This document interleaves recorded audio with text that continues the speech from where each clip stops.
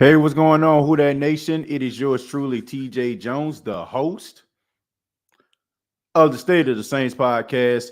And thank you so much for checking out the State of the Saints podcast, where we talk New Orleans Saints.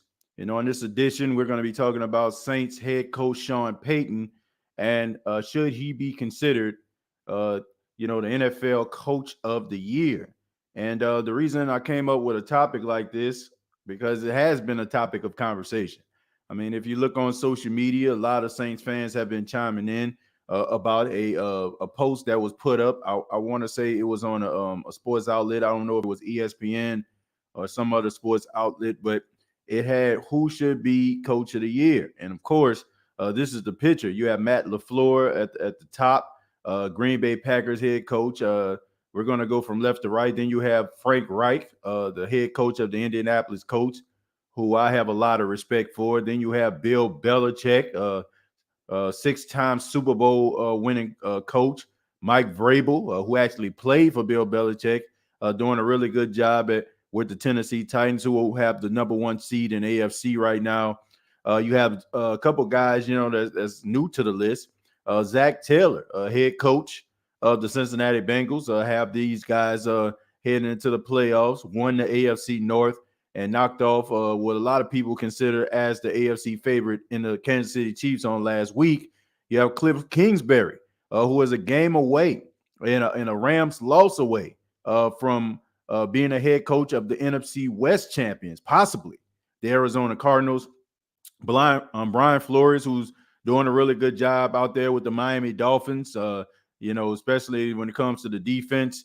And John Harbaugh, who a guy who is won a Super Bowl and has always had the Baltimore Ravens playing at a high level, which leads me to my next point. Where the heck is Sean Payton? Okay, do I believe that Sean Payton is going to win Coach of the Year? No, I do not. I don't. I think that a lot of us, we respect what Sean Payton is doing. We respect the fact that he has these guys a game away and the 49ers loss away from making the playoffs. But I think a lot of us are thinking, from a homer standpoint, that this guy should be Coach of the Year. You look at some of these guys on the list, I can think of a few guys even before, I even think about Sean Payton. And you also have to consider the fact that these guys are, going into the playoffs. They're not, wondering and wishing and hoping and all this kind of stuff like Zach Taylor and Cliff Kingsbury. These are two guys that took struggling franchises and got them in the playoffs. Okay, even Frank Reich, everybody talking about Carson Wentz, has this guy playing on a high level, with a high touchdown, low interception ratio. But you have guys who, a lot of people in the NFL expect for them to be successful. And I think that Matt LaFleur, Bill Belichick, Mike Vrabel, and John Harbaugh are one of those guys. But I do believe that Sean Payton should be on this list somewhere because Brian Flores, he's not making the playoffs, okay? John Harbaugh, more than likely, I don't believe, is making the playoffs, okay? So they should at least slap a picture up there, even if it's just the fact that, Sean is doing something for the New Orleans Saints. The New Orleans Saints are, a potential playoff contender. Let's go ahead and put him on the list. Now, for what he's done, it just shows you how lucky we are as a fan base to have a coach like Sean Payton. I know some members of the Who That Nation want to get him fired. I don't know what the hell y'all talking about. I don't know what you're smoking. I don't know what you're drinking. I don't know what you're drink. What you're popped. But there's no way in the world that Sean Payton should be anywhere away from the New Orleans Saints. And some of you just do not learn your lessons. You do not understand and can't fathom that the grass isn't always greener on the other side. And those are what I like to call Who That Nation, the spoiled Saints fans, the Saints fans that are entitled, who expect for the New Orleans Saints to win all the time because they are not old enough to really understand fully that the Saints were bottom feeders in the National Football League. So all of the years with success at quarterback with Drew Brees has clouded the judgment of the Who That Nation, and is also leading to the head coaches out there, because now y'all feel like, oh, we got somebody we can talk about a coach. We can get him up out of there. Man, knock it off, man. Sean Payton is a hell of a coach. If Sean Payton gets fired by the Saints on Sunday, he'll have a new job on Monday. And you will be watching Sean Payton help a team win for years to come. And it's going to be like the same thing for some of us LSU fans out there watching Nick Saban bring Alabama to national championship after national championship. We have to have an appreciation for Sean Payton, and we have to understand that there are other guys on the opposite side of the field that get paid just as much money as Sean Payton to try to out-scheme Sean Payton. So sometimes Sean Payton is not going to always make the right decisions. I know that, you know that. But is it warranted for him to be fired?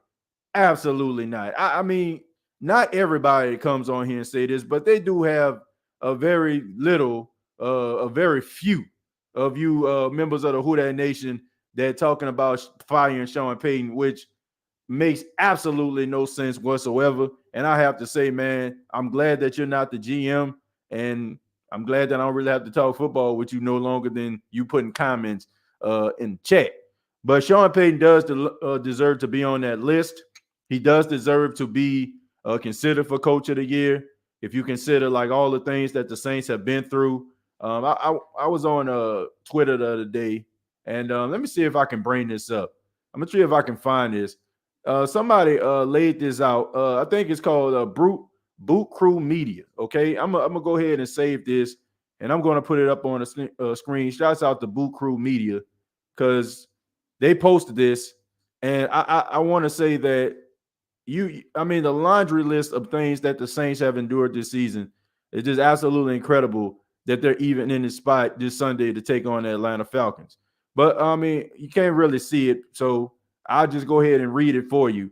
It says August 27th, Jameis Winston named starter. Saints preseason game canceled. August 30th, Saints workout in Dallas. September 1st, Saints acknowledge first home game in Jacksonville. September 21st, Superdome catches fire. September 27th, Teron Armstead expected to miss multiple weeks. October 10th, Taysom Hill knocked out with a concussion. October 30th, Andrews Pete announced he is out for the year. November 3rd, Michael Thomas announced that he's out for the year. November 8th, Alvin Kamara misses 4 weeks with a knee injury. November 25th, Saints get crushed at home against the Bills 31-6. December 17th, Sean Payton tests positive, missed Bucs game, and they won. December 23rd, Taysom Hill and Trevor Siemian test positive for COVID. And then you had December 27th, 20-plus players missed games against Dolphins due to COVID. Saints' fourth starting quarterback of the season, Ian Book, makes his debut. So, but this is the timeline. And then on the right hand, you got Hurricane Ida. Michael Thomas delays his surgery. They beat the Packers. The Saints return to New Orleans on September 26th. I mean, just a laundry list of things that this team has went through, and yet they're still in this spot. So do I think that Sean Payton deserves to be considered for Coach of the Year? Absolutely. But do I think that he needs to win it? No, I do not. Okay. I think that Zach Taylor deserves to be Coach of the Year, him or Cliff Kingsbury. If you consider these guys, what they've dealt with, you know what I'm saying, going to snake-bitten franchises, losing franchises, and making them playoff contenders, division contenders, division champions. I think you got to put those guys at the top of the list. Now, guys like Belichick, once again, Vrabel, Matt LaFleur, they're punished for their own success. So people expect for these guys to go out there and chug away and get about 10, 11 wins a year because that's what's been expected of them. So I think that sometimes those coaches don't get appreciated enough because people already know, hey, man, you're a good coach. What are you supposed to do, crown you every year? So, and also you got to throw John Harbaugh in the mix as well. So that's what I feel about it. He does deserve to be on that picture, but he doesn't deserve to be Coach of the Year, in my opinion. I think other guys deserve it more than him this season. But I'm going to answer some of your questions and read some of your comments. Thank you all so much. Before we get started with the comments and questions, go ahead and hit that thumbs up, man. Go ahead and hit the thumbs up. If you like the State of the Saints podcast, you love the content, you've been watching for a while, you never comment, you never leave any questions, but you watch all the time, go ahead and hit that thumbs up, man. Go ahead and subscribe to the channel. Look, if you like the State of the Saints podcast, you like the content, go ahead and hit that subscription button. Go ahead and hit that like button. I would really appreciate it, man. Just want to get the word out there. Just want to get the videos into the next level. You know what I'm saying? And if you want to support the show, just go ahead and hit a thumbs up, man. I really appreciate that. We're gonna start with. Let's start with Grants here. Grant says, nah, Brian Flores don't deserve it at all. He is the reason why they lost 7 games. They lost 7 games in a row. He put them in that position.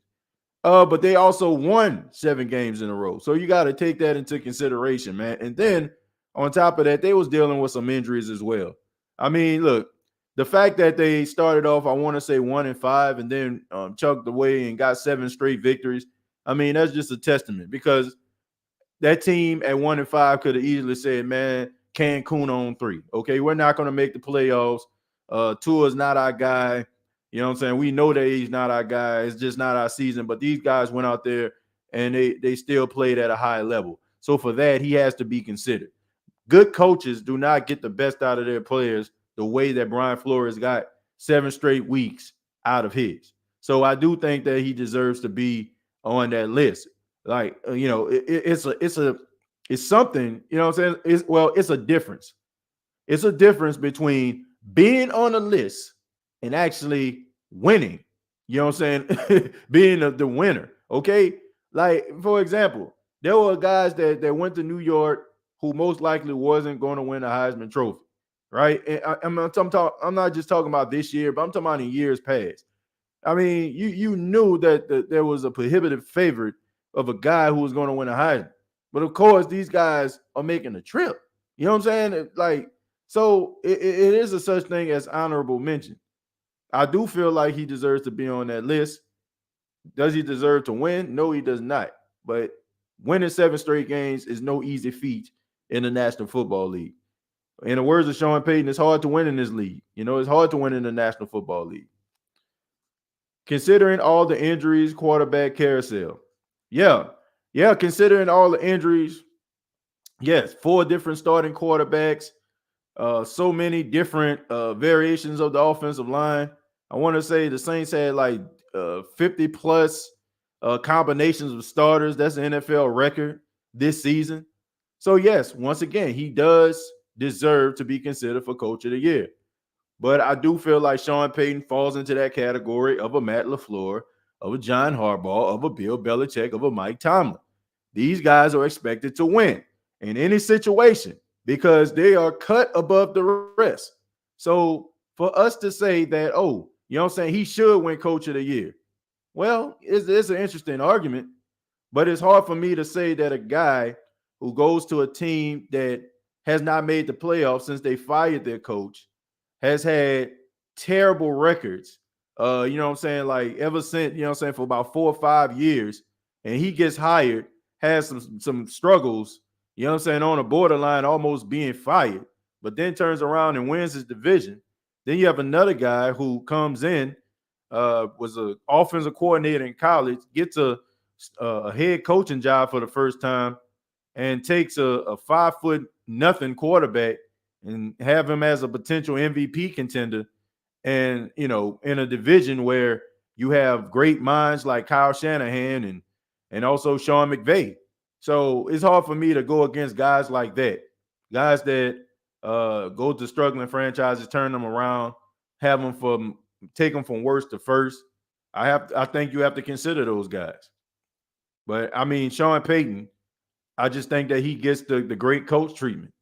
Great coaches don't really get recognized as much because it's something that you always do. Damien says, good morning, TJ. In the gym, getting the early workout, listening to my favorite podcast. Damien, I appreciate that, man. I appreciate it. Thank you so much for tuning in and making State of Saints podcast a part of your Friday morning. Mocha says, if only the Saints won those games that they should have won, like the Atlanta Falcons game and the Titans game and the Giants game, maybe we had an argument for Sean being coach of the year. Yeah, Mocha, I mean, look, this is the reason why the Saints are in a position that they're in.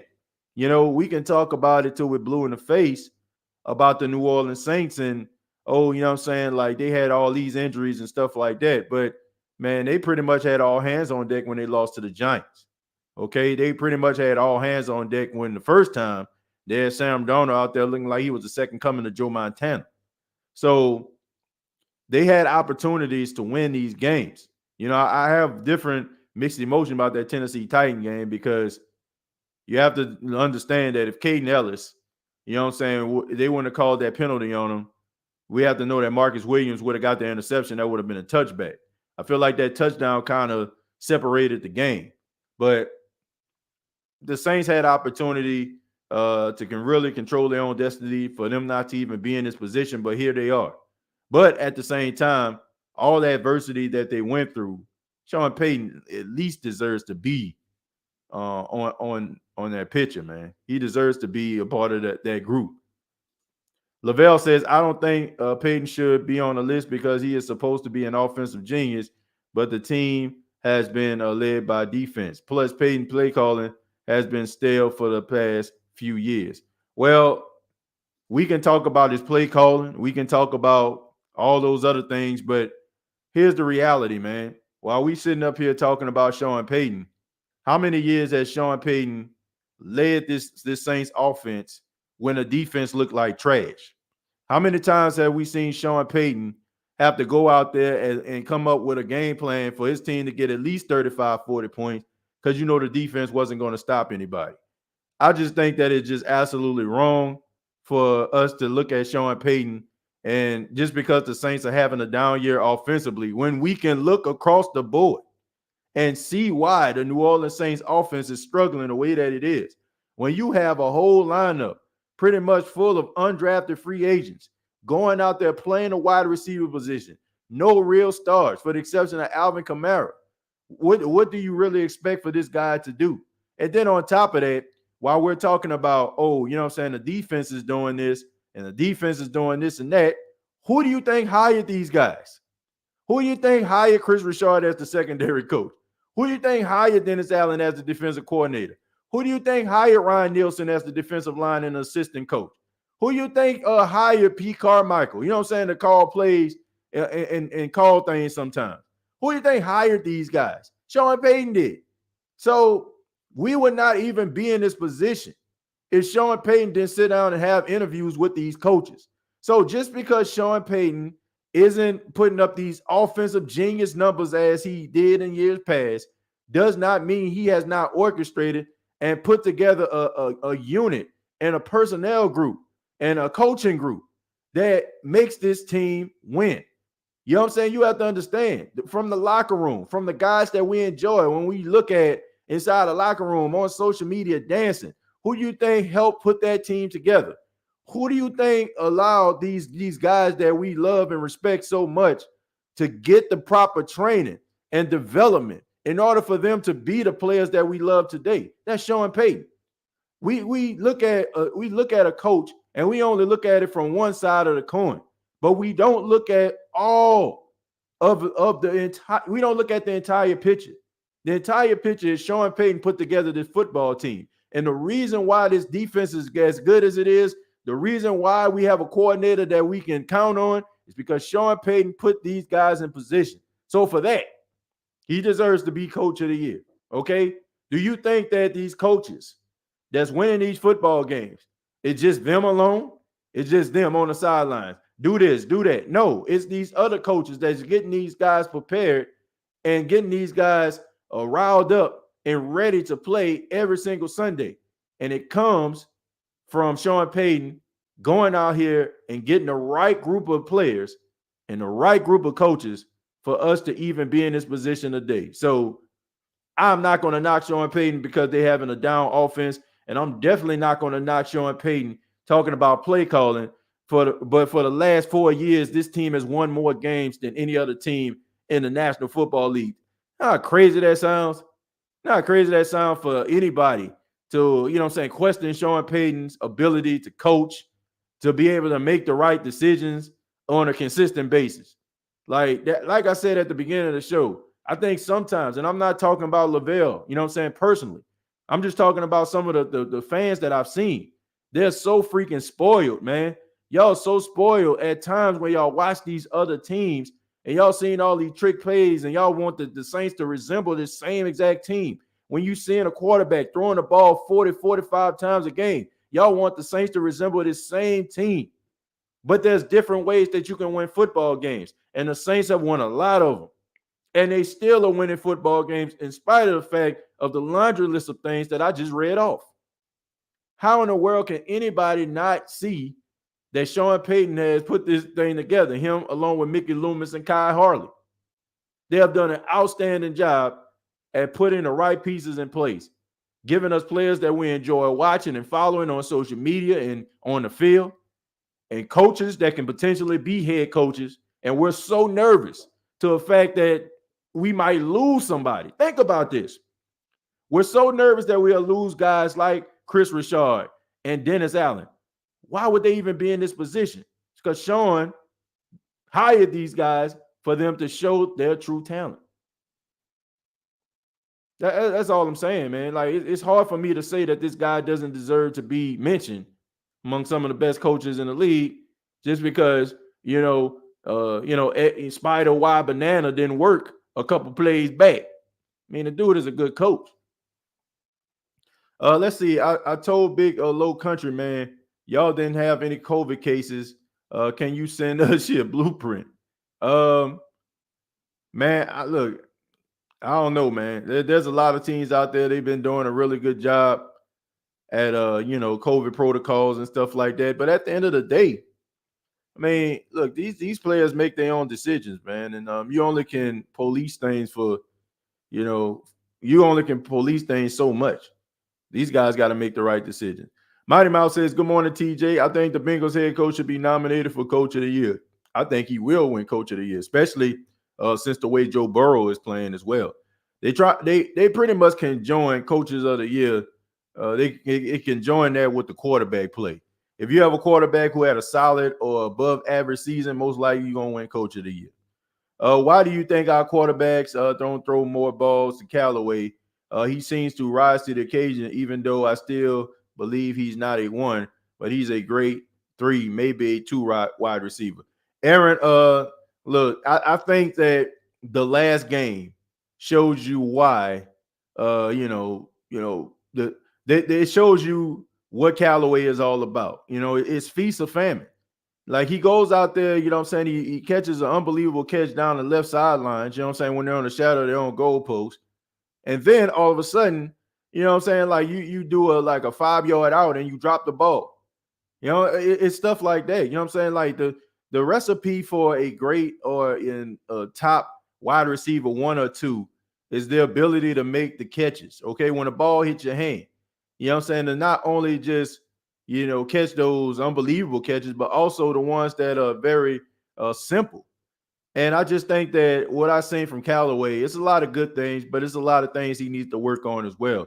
It's the inconsistency that bothers me. But I do think that he's a good wide receiver. I think that he's solid. I think that he's a guy that can stay around the National Football League and then only going to get better as he gets more opportunities. But I don't want to see him as my top 1 or 2 wide receiver. Do I think that he can contribute? Absolutely. If your 1 or your 2 goes down, do I think he can plug into place and maybe get you about 5 catches for 63 yards consistently? Yeah, probably. But I don't expect for him to be anything more than one of those role wide receivers. You know what I'm saying? I think that he's getting the experience this season because he's getting the attention of the number 1 corners. But does he deserve that attention? No. But it's helping him because now you're going up against stiff elite competition, and now you have to be a thinker. You got to figure out how you're going to get past this guy and how you're going to outsmart them and also get away from them when it comes to running these routes. But I think the inconsistency is the thing that's holding him back.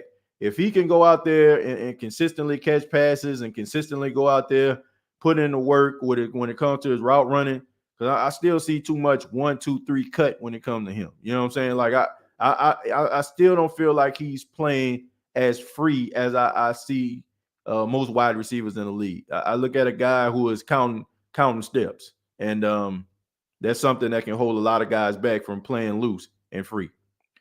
Uh, Robert says, how do you think Taysom Hill is progressing as a starter? He looked much better in the game against the Panthers. Robert, yeah, I definitely agree. I think that Taysom Hill probably played his best game as a starter last week versus the Carolina Panthers. I do think that there's some things that he needs to work on, but I also see some things that he's improved on. That pass that he threw to, I want to say Deontay Harris on the left sidelines. I think that was a good pass. The pass that when he's seen one-on-one coverage, Callaway versus the corner for the Panthers. So I think that was a good pass. And also, man, just the screen pass that he set up for Alvin Kamara for the touchdown. I think that was a good look. So I see progress when it comes to Taysom Hill, but I still feel like he leaves a lot to be desired, and I think there's a lot of things that he needs to work on. There's a couple passes I feel like he can hit his receivers. There was a couple of them that he threw behind him, but I just think that that just going to come with time. I don't too much judge quarterbacks too much on like putting the ball where it needs to be every single time. It's a gift that some of these guys actually have. It's going to be some passes where you throw behind guys. It's going to be some passes where you probably expect the guy to go in, cut in, he cuts out. It's going to be passes like that. But I do see progress, and I think he probably played his best game as a quarterback this past week versus the Carolina Panthers. But I mean, yeah, he did show improvements in that game. So it's a good thing. I mean, they're definitely going to need him to make some throws. The only thing I would like to see out of Taysom Hill, I do. I would love to see this, and I would challenge all the Taysom Hill. I would challenge all the Taysom Hill supporters, the Taysom Hill guys out there that really believes, what I'm saying, like he's the future of the team, to find me, a game that he has been a starting quarterback of where the Saints were down and he brought him back. And I think there's probably one game I can think of, but it was in preseason. I want to say when it was I think they played against the Chargers or something like that. But I'm talking about in a real game. That's one thing that I need to see, because in the playoffs, everybody is good. And what happens if the Saints is down or down 17 points? If they're down 17 points, are you confident enough that he can erase a 17-point deficit? Can he make the throw to win the game? You know what I'm saying? Like, and that's something I just feel like that separates the good from the great, even, the average from the good. Like, to be able to make that throw to win the game, to facilitate a comeback. And that's something that I would love to see. It's easy to go out there and, ride the bus and make sure that it doesn't crash. But what happens when your team is down and your defense isn't playing the way that we expect for it to be, and you need to go out there and make some plays? So that's one thing I want to see from Taysom Hill. But I think that he played a lot better than I ever seen him play at the quarterback position last week. I mean, I know he didn't set the world on fire with a bunch of touchdowns, but he made the right decisions when more times than not. So I got to give him credit for that. Nola Baby says, man, that Miami coach made a 4-course meal with only top ramen noodles. Man, look, there's a lot of talent over there with the Miami Dolphins, man. Don't get it twisted now. They got some talented players. There's some guys that, probably they need to find, but for the most part, man, they got a lot of talented guys over there. They got a talented front four. They got some really good cornerbacks with Byron Jones and Xavier Howard. So they got some talent, man. And on the offensive side of the ball, you got Waddle. You got Devontae Parker. You got Mike Gesicki. So they're not struggling over there. The biggest issue is, people are wondering if Tua Tagovailoa is the guy. We'll see. TJ, thank God for Cesar Ruiz. Am I right, though? Look, man, I'm not going to bash Cesar Ruiz. All I know is the dude is 2 years into this campaign. I haven't liked what I saw this season. Feel like he's regressed. But I mean, look, I'm not ready to throw the dude away, you know what I'm saying? But I do feel like you need to bring somebody else in to challenge him. Um, this is a guy who I feel like I don't know if he's on social media, maybe he's not. But I do feel like his confidence is a big issue, and it doesn't help, you know, that every Saints uh, podcaster reporter is signaling out his whiffs on these blocks. So I still have confidence in him, man. I mean, he has room to grow. We'll see, man. He's 2 years into it. Now, if we talking about this same stuff next year, then maybe you need to go in a different direction, but you definitely need to bring somebody else in to challenge him. And if that person beats him out, then it is what it is. What up, TJ? How are you? Let me see. Let me see. Hold on one second. Thing froze up on me. Okay, let me see. What up, TJ? How are you? Definitely Champagne should be coach of the year. I guess you mean Coach Payton should be coach of the year. Bring you the Saints where we are possibly being in the playoffs, how depleted we are. He should be coach of the year. Okay, so let me rephrase this from Ramsey. He's saying that Sean Payton definitely should be coach of the year. And, you know, all the injuries that the Saints sustained. Well, yeah. I had the screen froze up and I lost the comment. Let's see. Damian says, "Hey TJ, do you think we should draft another tight end or try signing a proven veteran tight end next year, or just stick with what we have?" Well, I do think that they need to get themselves another tight end. I look, I'm not on board with when guys are like 2 years into their, unless they just god awful, right?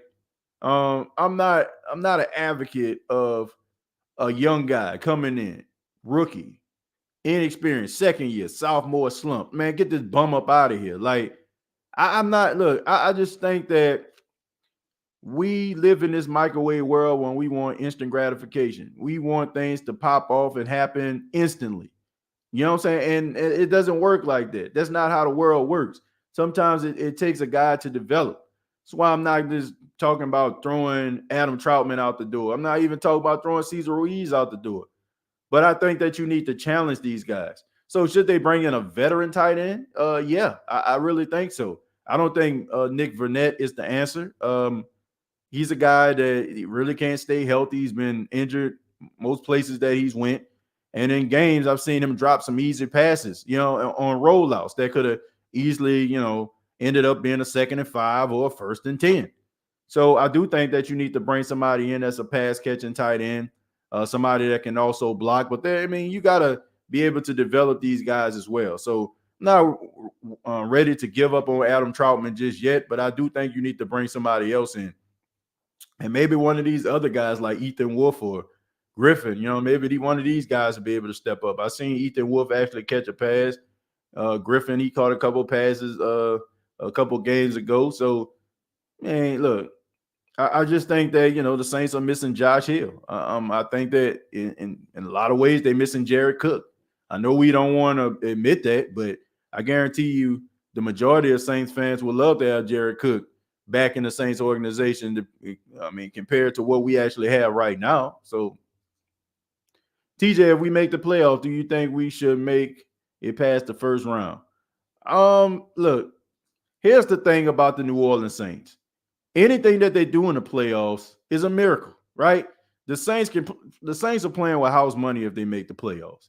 Nobody is expecting for the New Orleans Saints to do anything. Nobody expects for the New Orleans Saints to win it all. So you can play as free as you want to. Every game that you'll play will be on the road. So you'll be an underdog everywhere you go. So if you go out there and you execute, you can spoil some plans for a lot of football teams. A lot of them. So they don't have anything to prove to me because this is one of those years that a lot of people look at as a chalk year. You know what I'm saying? Like, you know, like it is what it is. So do I think they can make it past the first round? Absolutely. I think the Saints can ruin a lot of team seasons, especially with their defense. And if their offense goes out there and they don't really mess up, make mistakes, turn the ball over left and right, the Saints can win. All you got to do is just make, you know what I'm saying, go out there. If you're not scoring any points, punt the ball, put it in the shadow, you know what I'm saying, of their own goalpost, and keep it moving. You know, if you can do that, who knows, man? I mean, no team in the NFC I can just look at as a prohibitive favorite. Like, oh man, you know what I'm saying? Like the Green Bay Packers, the Tampa Bay Buccaneers, like Rams, like none of these teams I look at and be like, man, you know what? Man, the Saints don't have a chance. Like all these teams, I feel like the Saints on any given Sunday can knock off. No, Dennis Allen deserves all the props this year. Every single win has been thanks to the D, not the O. Well, he definitely deserves a lot of credit, you know, but like I said, Dennis Allen would not be here if Sean Payton didn't hire him on his coaching staff. So, how many years? Oh, how we forget. How many years before Dennis Allen actually got to this point has the Saints offense had to carry this football team? And all of a sudden, 1 year out, 1 year after a bunch of injuries on the offensive line, your star wide receiver is out. Your star running back was out for about 3 to 4 weeks. Then all of a sudden, oh man, he ain't got what it takes anymore. Like, man, my goodness, man, we so impatient as a fan base. Like, we ready to write off anything that doesn't look like how it did last year.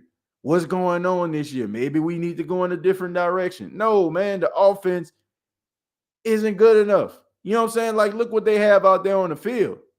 Like, what y'all expect? 40 points a game with that? Like, knock it off, man. Like, I mean, the fact that the Saints are even in this position right now is a miracle. Okay, you know, and you should give respect and kudos to Dennis Allen. But I'm not about to forget about all the years the New Orleans Saints offense has carried this football team. This is the first year, and I can say about 15, longer than that. First time in I say about 17 years that the Saints offense hasn't carried the football team. You got to go back to the Haslett era. The last time the New Orleans Saints actually had a defense that carried the team. Think about that. 1 year in about 17 that the New Orleans Saints defense has carried this football team. And for some apparent reason, I don't get it. This offense carried this football team for years. And how many conversations? Go back into the archives. Understand how this world works, right? On Twitter's, TikTok, Facebook, all that stuff. You know what I'm saying? You're just constantly getting news over and over and over again, right? And you forget. How do we forget the fact that this team offense used to carry this team and this defense couldn't stop traffic with a stop sign? So, man, I'm not going to sit up there. Some people talk about, man, the defense carrying this team. You know what I say? I say it's about damn time. That's what I say. It's about freaking time this defense carries this offense, because this offense has carried this team for years. Yeah, I mean, about time. I don't feel bad for this defense. Not like that. Like, if they're going out there putting forth effort, like, man, and like they're gonna squander this, of course. But I don't feel bad on a bigger scale, because how many times did the offense have to bail them out? How many times have we had to keep our fingers crossed, hoping and wishing and praying that the defense don't give up a big play that puts the opposing team into field goal range or a late game touchdown? How many times? How many times have we said, please, Drew Brees, allow Drew Brees to have the ball in his hand last? How many times have we said this?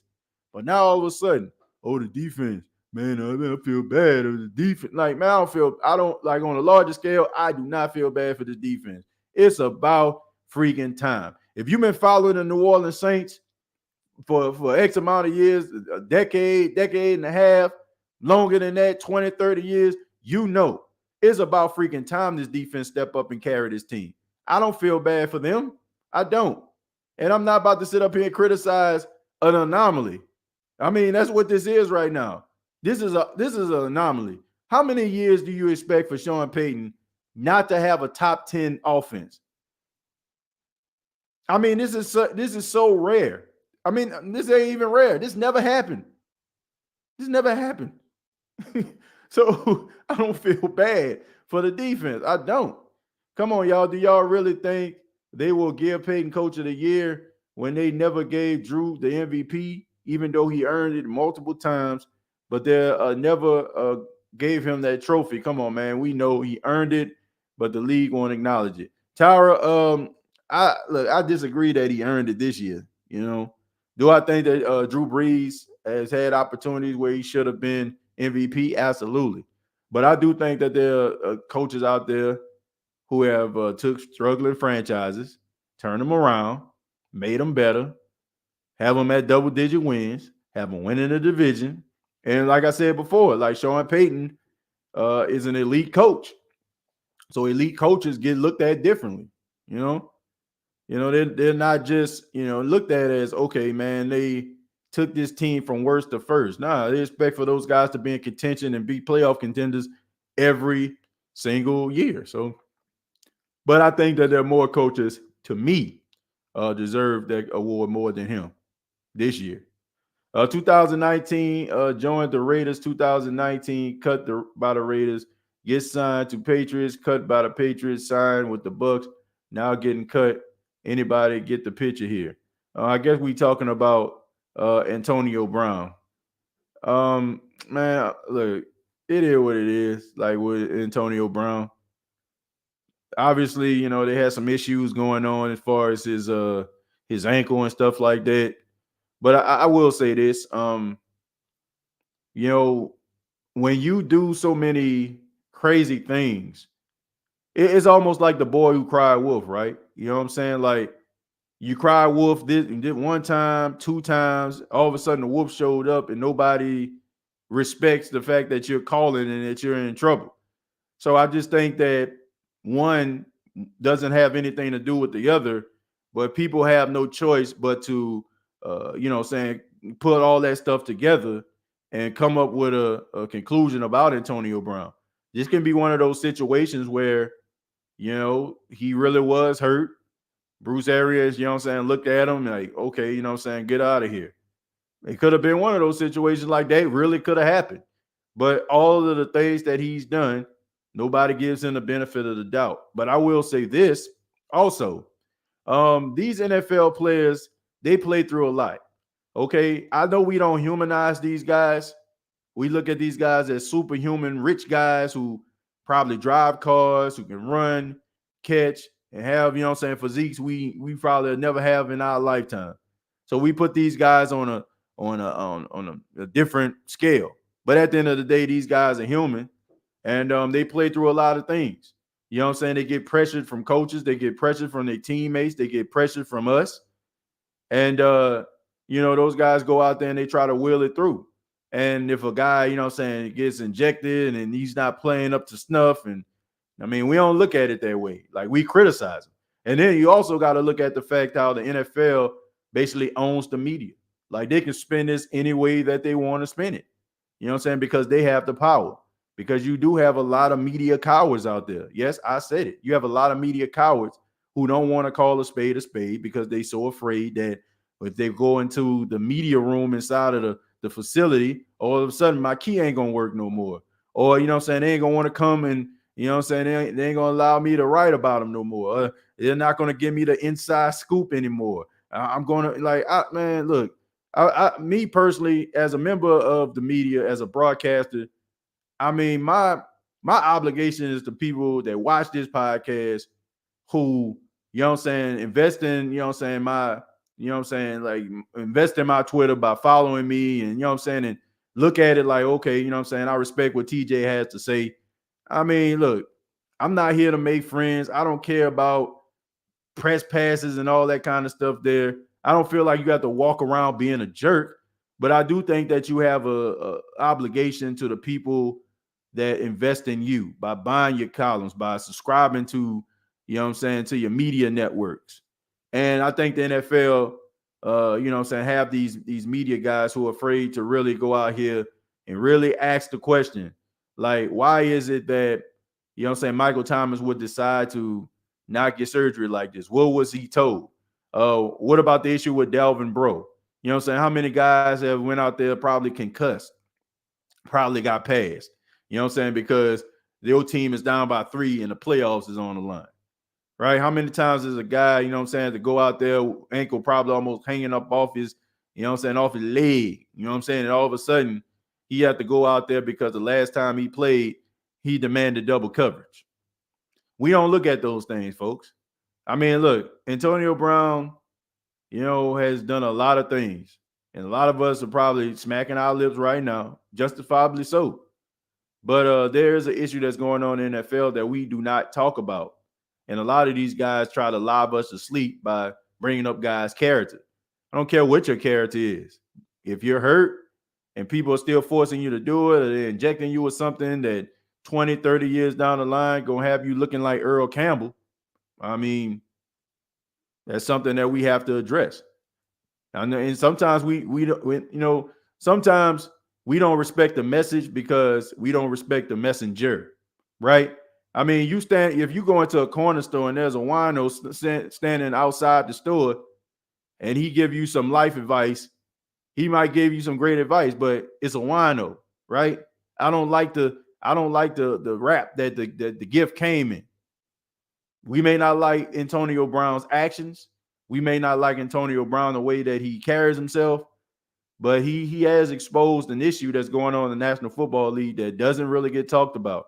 And if you follow Delvin Bro on social media, if you follow like some of these other NFL athletes who, you know what I'm saying, the organizations use them like damaged goods, you know what I'm saying, balled up pieces of paper, and you'll understand that there's an issue, and he did bring it to light. Some of us just don't like what, you know what I'm saying, what was being said and who said it. But like I said, you can get the best advice in your life from a wino. Are you willing to accept the fact that he gave you good advice? Or are you still looking at the fact that I can't believe I got this from a wino, so I don't want it? All players develop differently. Some take longer to develop than others. I agree with that. I definitely agree with that. I think that, you know, you got some players out there that come off the bus beast, and then you have some guys that it takes some time. TJ, Nick Easton is still a free agent. Do you think Saints should sign him back? He played well, in my opinion. Chosen on one. I don't know if Nick Easton wants to come back. All those concussions bother me, man. Like when you start getting 2 and 3 concussions, I still think that, you know, I look at the man. I look at the individual. I'm not looking at what he can bring to the table. I think that Nick Easton is first off, the guy went to Harvard, if I'm not mistaken. So he's not struggling, okay? If you ain't playing football, there's a, you know what I'm saying, a job at the Pentagon, or, you know what I'm saying, like, you know what I'm saying, like intelligence somewhere waiting for you, okay? You know what I'm saying? So I know he ain't struggling with that, but I just look at, like, this guy has a life to live. What, he's like 30, 31 years old? Like, you got a whole life to live. You got kids, you got grandkids, you know what I'm saying? You want to be able to be old enough to be able to know their names. So I like Nick Easton as a player, but Nick Easton as a man dealing with those concussions, I wouldn't want to see him on the Saints team, because I don't think that, I want to say this dude had like 3 or 4 concussions, if I'm not mistaken. And it hasn't even really been a full calendar year. It feels like it, but it hasn't been. You know what I'm saying? It's been a full calendar year since like 3 or 4 concussions. No, man, you gotta make sure that your head's straight. So as much as I think that he would contribute, as much as I feel like he will have something to offer, I don't want to see him out there on the field, man, because when you start having all those concussions, man, I start to get concerned about you as a person. And I don't want to see this man go out here and get himself concussed again, because we don't see that stuff, folks. Like we don't see this guy going home and probably have to cut off all the lights in there because you turn the lights on in his house, he getting headaches. We're not seeing what these wives and these girlfriends have to go through. You know, I can't not see that. Concussions are real, man, and you know, it's not something that's like an easy fix. I understand that it's not nothing that we can actually physically see. Like, we can't see inside a guy's brain. You know what I'm saying? Like, we can't physically see that. Like, if we, you know, have some science technology or something like that, and sometimes it gets minimized because we can't, because this world is about transparency. You know what I'm saying? It's about, you know what I'm saying? Like, it's about transparency, and it's about, you know what I'm saying, seeing and believing. You know what I'm saying? But to me, I don't want to see him. You know, I know that's a long story, but I don't want to see this man going out there and playing, jeopardizing his life. You know what I'm saying? Just because he can push a guy back better than Cesar Ruiz. I just can't do it. Good player. Would love to have him. But I don't want that, man. I don't want to see that. Another thing about the Saints in 2009, number one interception team. We kept having turnovers. Yeah, we led the league in turnovers. Defense causing one of our offense scored 40 points. That's on Drew Brees. Yeah, they led the league in turnovers. Yes, they gave the ball back to Drew Brees, and you know that was the reason why we had such a high-powered offense. Yes, that is true. But the offense was just as powerful. You know what I'm saying? Like, even if the defense wasn't getting turnovers, there was a stretch where they weren't getting turnovers, and Drew Brees was still going out there.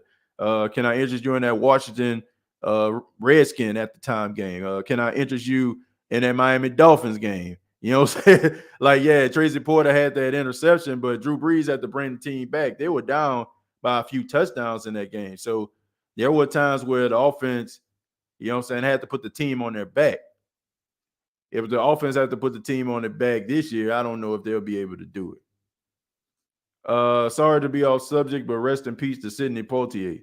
Well, man, let me see about that. Let me make sure, you know what I'm saying, before I make a comment, because sometimes stuff don't be true. Okay. So according to CNN, NBC News, Sidney Poitier, trailblazer icon who broke barriers. Okay, and he's dead at 94. So yeah, man, that's a little bit of a downer, unexpected. But man, we losing those legends, huh? Betty White died a couple, you know what I'm saying, a couple days ago, and now you got legendary Sidney Poitier. Sidney Poitier, of course, some of you probably know who he is. He's known for movies like Guess Who's Coming to Dinner, Raisin in the Sun. There was actually a play that was written by Lorraine Hansberry, which was the name of the elementary school I went to down in New Orleans. But Sidney Poitier, he was a trailblazer, man. He was one of the first African Americans to actually, be in movies and having a white counterpart and being in a relationship. I want to say him and Harry Belafonte were two guys. But if you look at Harry Belafonte back in the day, I mean, he was kind of, a guy who they say passed the paper bag test. But Sidney Poitier about as black as me. You know what I'm saying? And he won the first African American to win an Academy Award. And he's done so many great things as far as, philanthropy, being a leader, doing it the right way. And a lot of actors look up to him, that came along like Denzel Washington and Forrest Whitaker and Morgan Freeman. So rest in peace to the legend, Sidney Poitier, dead at the age of 94 years old. Lived a long time and had an outstanding career and an outstanding life, a life that we all can look at and marvel at and appreciate. So rest in peace to the legend. Neil says, I think Davenport's production has helped take double teams away from Cam.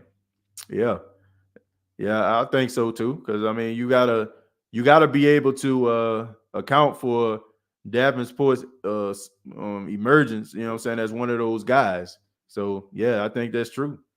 This is why we Saints fans come here on the State of the Saints podcast and other Saints podcasts. We speak the truth, no foolishness.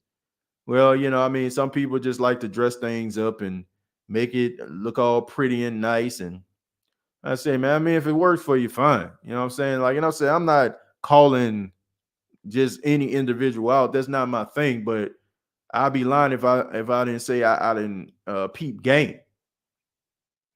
I do peep game. You know what I'm saying? But I can't play that game. You know what I'm saying? Love me for who I am. I ain't nobody gonna love me for what I'm not. Okay. It's just that simple. Be yourself. Let the chips fall where they may. TJ, I think we have a lot of young Hooters in here who don't remember how bad our defense was.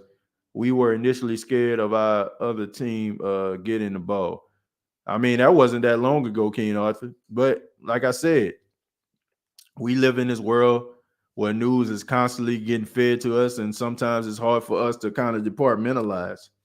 We're looking at this team this year, and sometimes we have to look back and be like, you know what? Yeah, they were right. They were right about that.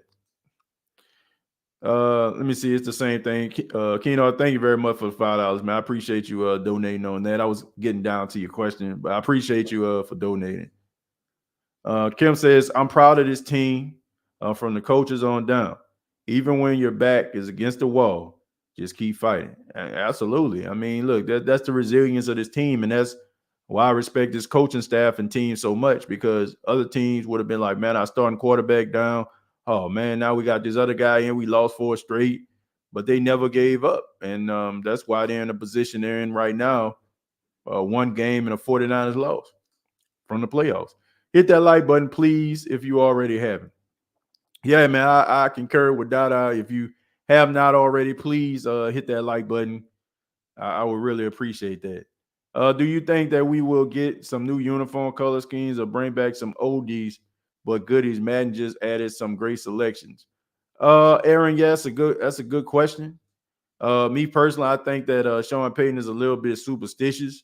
You don't really see the Saints really wearing a lot of throwbacks because I think those throwbacks resemble bad memories. I mean, they sucked. You know what I'm saying? like it would look good, you know what I'm saying, to have the skinny fleur-de-lis on side of the gold helmet and stuff. But I mean, I don't think about the good times when I see that or remember that. I remember the Saints losing by 3 touchdowns. You know what I'm saying? I remember, you know what I'm saying, guys like being all out of position. You know, the Saints have a different type of history. You know, they got a different type of history, than you look at when, okay, if Green Bay come out there with the Acme Packers throwbacks on, or the Pittsburgh Steelers come out there with them jail, with them jail stripes on. Like they were winning. You know what I'm saying? Like the Saints, when they had that skinny fleur-de-lis on the side of the helmet and at them ugly looking gold and white socks, they sucked. You know what I'm saying? Like I don't I think that Sean Payton is superstitious when it comes to that stuff. I mean, look, I like the fact, you know what I'm saying, that they bringing in newer uniforms, you know what I'm saying, that you ain't see, like with the white jersey and the white pants. I ain't seen that, you know what I'm saying, in a minute. And then it's a different type of white pants. You know what I'm saying? They used to wear like the black jersey with the white pants back in the 80s, you know what I'm saying, late 70s. But I like the fact that you got the white color rush jerseys and you bring them out, you know what I'm saying, for back games. I like the fact that you know what I'm saying, you wearing all black. You know what I'm saying? I mean, I think that they need to maybe change up the helmet or something like that, make that black one day.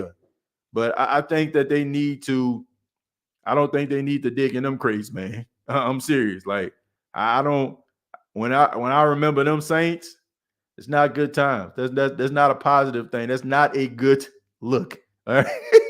I'm not thinking about nostalgia. I'm thinking about how them boys got slapped around when Wade Wilson was the quarterback.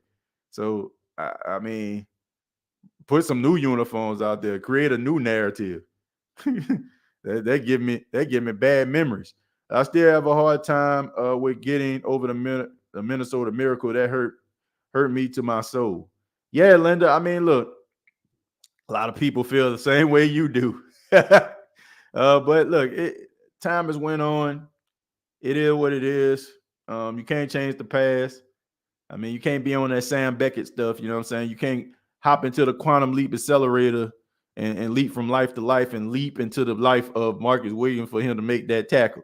It can't happen. You just got to live with the moment. The moment made.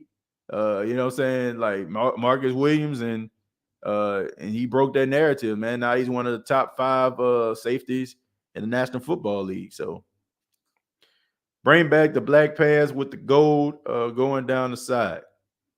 I mean, yeah, I swear, bro, I've been a Saints fan since the 2000s. I was born in 98. and I've been there plenty of times. We should have won, but we can't change the past. Yeah. I mean, we can't change the past, man. We just got to go forward. And it's just crazy. Like some of you younger Saints fans, y'all talk about these things like, the Saints breaking your heart is a new thing. Oh man, the Saints used to break your heart, boy. Well, not used to. They can break your heart. Now, man, like the Saints will. Well, I guess it hurts now because they're winning, right? It hurts even more because they're winning. But when they used to lose, like, and the thing about it is, like, they used to lose so much when it was so bad. Growing up, if the Saints was tied or had a lead in the third quarter, you shocked. Like, okay, of course, some of you already know. My grandfather a preacher. We used to go to church every Sunday. So, of course, I didn't get the opportunity to catch the game at 12 o'clock. This was when I was in the Central Time Zone, right? So 12 o'clock. So church used to take in at 11. And if you ever went to, and I'm sorry, Grandpa, and I know my grandmother probably watching this, but I just got to be real. Some of you, you go to some of these Baptist churches, it ain't no get in, get out of there. So you in there about 2.5, 3 hours, depends on how, how good the preacher feel that day. I ain't say my grandfather, I say the preacher, whoever it is, man, how they feel that day. So you'll probably get home around 1:30, 1:30, 2 o'clock. So it's about the second half, late third quarter. You know what I'm saying? Like, if you seen on your TV, if you're lucky, because the games were mostly blacked out. But if you were lucky enough to see the Saints actually winning, you shocked. You're like, huh? What? They tied? What? They winning? You couldn't believe it. But now it's like it's so expected. Like, you know what I'm saying? If the Saints ain't winning at the end of the first quarter, we like, man, what the heck going on? But boy, how things have changed. I don't like the miracle either. I'm sure none of us do. But in my opinion, that's what made Marcus Williams who he is. Needed that adversity to bring that dog out, and now look at him. Yeah. But can you imagine, but if he would have made that tackle, though, this dude probably would have been the most beloved New Orleans Saint ever. He would have been the most beloved Saint ever. The thing about this year is our expectations were so low that it don't hurt. But boy, when them expectations high, that right there will have you crying all night. That's true. That's true. This year is like whatever happens, it happens. Like, even if the Saints don't make the playoffs, right? Some of us are content with that. Like, some of us are like, okay, they gave it all they had. You know what I'm saying? It is what it is, right? It don't hurt versus you losing in the first round versus the Minnesota Vikings in the wild card round when you're 13-3. You know what I'm saying? The NFC Championship game, if they would have called the pass interference, you're in the Super Bowl.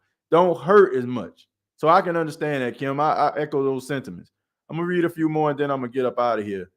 Let me see. Keen Arthur says, I'm sorry, TJ. Nothing hurts worse than us doing all these laterals to score, and dude missed the extra point and cost us a playoff spot. Yeah, you know what I'm saying? That's when, like, they start to win more games than losing. And it was almost like the seeds were starting to get planted. You know what I'm saying? Because a couple years later, in comes Drew Brees, and the rest is history. Baptist Church 11-115. They kept you in there. Yeah, they kept. They still do in some places. Some of y'all know what I'm talking about, man. The Baptist Church, man. Y'all know these folk, man, bro. Being there all day. And don't have like a 3 o'clock service or something like that, man. You be at church all day long. At the State of the Saints podcast, TJ, I have church on Sunday at 10 a.m. Central Standard Time. When the Saints play at noon, I have ways to catch it after church. Yeah, you know what I'm saying? But look, Jared, this is during time. Come on, man. If you ain't set that time on that VCR, you know what I'm saying? So, now I probably lost some of y'all younger folks, but you ain't set that time on that VCR. And then on top of that, if you didn't go to the video store or stop at, like, you know what I'm saying, Kmart or something like that and got one of them blank tapes, I mean, we didn't have these luxuries like we do now. Like we can look at the scores on our phone, ESPN. We can Gamecast that thing. We can DVR from our phone. Oh man, I forgot. Let me DVR that, which I don't do. I'm superstitious. Anytime I really truly believe this, folks. Anytime I DVR a game of a team that I like, they lose. And I feel solely responsible for Jackson State losing to South Carolina State because I DVR'd it. I mean, look, there's the proof in the pudding. But what I'm saying is, you didn't have those things back in the day. You know what I'm saying? And then you was poor, man. Sometimes we just couldn't afford those blank tapes. Those things were high. You know what I'm saying? Like, $3 and $4, that meant something back in the day, especially when you ain't have it. So it's rather you take an old tape. Some of y'all probably know what I'm talking about here. And there's like this little groove in the front of the tape. You take a piece of paper, right? And you put a little tape on there and you put it in and you can record over an actual movie. You know what I'm saying? Like that came out on VHS. Used to be mad, you know what I'm saying, when, my grandpa wanted to sit down and watch Dances with Wolves, and all of a sudden you watching Aaron Brooks. Aaron Brooks throw a pass to Joe Horn, but I had to watch that game. You know what I'm saying? I know some of y'all probably did this before, right? You had the VHS tape, right? And you had that groove in the front. It was like, a little small groove, and you take a piece of paper. Some of y'all probably putting on game. You probably didn't know you can do this. But you put a piece of paper there and you put a little tape so the paper can stay in place. And you rewind it, probably in the middle of it. And then you record, you record it. You know what I'm saying? I'm telling you, man, like it was so crazy. Like, my grandparents, they're expecting to watch a movie that they've been looking at, or, man, y'all know how it is, man. You go to grandparents' house, your uncle's house, they have a whole tape collection. And all of a sudden, they're ready to watch, CB4 or something like that, and all of a sudden you watching the Saints game, or you watching a Family Matters that you recorded or something. Boy, they used to be hot. But those are the good old days right there. You used to sneak to the bar on the corner of the church. Let's see, I still got my Jimmy Graham jersey. I don't even wear it. Well, I mean, I think any jersey that you buy, no matter if the player's with the team or not, you should wear it, because those things were high. Hey, TJ, you used to be able to do it with cassette tapes too. Yeah, that too. Like, shouts out to Wild Wayne, man, one of New Orleans pioneers right there, Q93. I remember when the 9 o'clock props used to come on, you know what I'm saying? Like with Wild Wayne. And, you know what I'm saying? I used to want to record that. Or like if a song that you like comes on the radio, you know what I'm saying? You hit that record button so you can have it if you ain't have that blank tape.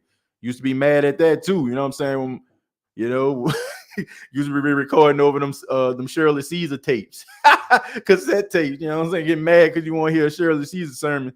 And all of a sudden you listen to the No Limit, make them sing on, Yeah, man, those were the good old days right there, man. Some of y'all, like I said, I probably lost, but I mean, I wouldn't trade those moments for nothing. But now you have an appreciation for these things. We got technology at our fingertips, but we didn't always have those things, especially growing up poor. I mean, you have to make things happen.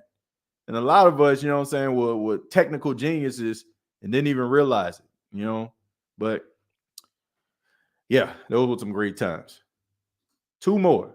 TJ, remember the background music before you record a voicemail greeting? Yeah, man, I remember that. Yeah, I definitely remember those times. Let's see, nothing like the 504. Yeah, man, those for some of us, grew up in the New Orleans area, man. It made us who we are, man. And shouts out to Baton Rouge, Lafayette, Gulf Coast, Picayune, you know what I'm saying? Like all that, you know what I'm saying? Like, I think we all share in some ways, you know what I'm saying? If you were growing up like in those areas, we kind of share like the same culture, you know what I'm saying? It's probably a little bit of a spinoff, depends on where you go, but we all just kind of got the idea. So, but I want to say thank you all for checking out the State of the Saints podcast. I will be back on tomorrow. I know I was supposed to have an interview with Junior Gillette, but we never actually came up with a time. I just know he said Wednesday he was going to commit to the interview. But when I asked him what time, he never got back to me. So I guess that, that's kind of scratched off. We'll figure that out. See if he'll be able to come back. If not, completely understand that. And also, man, just want to say thank you to everybody that hit that thumbs up. If you have not already, go ahead and put your thumbs up. Let everybody know that you enjoy the podcast. Let everybody know that you enjoy the content. We're really just trying to take this show to the next level. And I need your help, man. So by putting a thumbs up, by putting a like, you will help this show grow and develop. And we've done a really good job over the last 4 years creating this show, creating content that we all can come in to enjoy. And we're just trying to take it to the next level. So support the State of Saints podcast by hitting the thumbs up. Support by hitting that subscription button.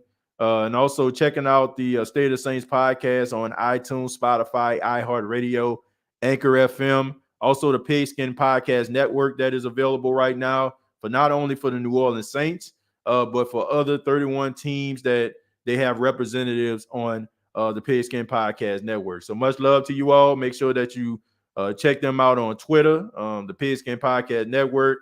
Go ahead and tweet them and say TJ sent me. You know what I'm saying? Show them some love. That they're growing as a company, and we want to do our part with that as well. Also check out facebook.com, search the State of the Saints podcast. You all have a great day. Enjoy your Friday morning, noon, evening, or whenever you're checking out this podcast. And all I got to say is